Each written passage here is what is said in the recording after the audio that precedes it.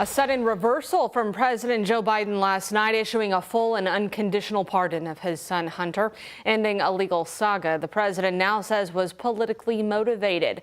The younger Biden potentially faced decades in prison on gun charges. ABC's Karen Travers reports from the White House. This morning, President Biden is en route to Angola after a holiday weekend spent with family on Nantucket, stopping briefly in Washington in between and announcing he's pardoning his son, Hunter.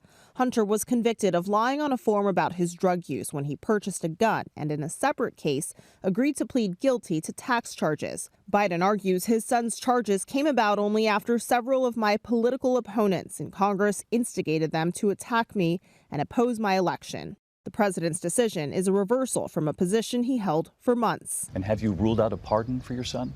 Yes. The pardon goes beyond Hunter's gun and tax charges, also covering offenses against the United States which he has committed or may have committed or taken part in during the period from January 1, 2014 through December 1, 2024.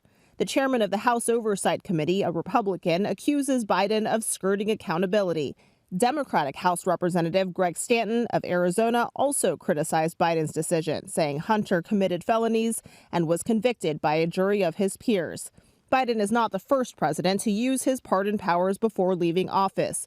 President Clinton pardoned a former business partner and his half-brother, Roger Clinton. President Trump pardoned Charles Kushner, his son-in-law's father, and just announced as Trump's pick for ambassador to France.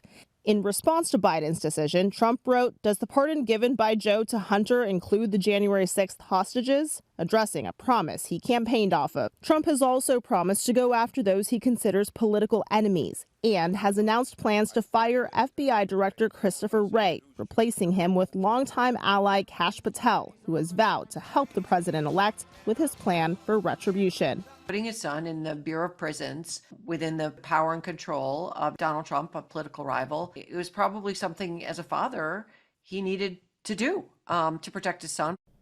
Hunter Biden potentially faced decades in prison. In a statement, he said he will not take this decision for granted and will devote the life he has rebuilt in his sobriety to helping those who are sick and suffering.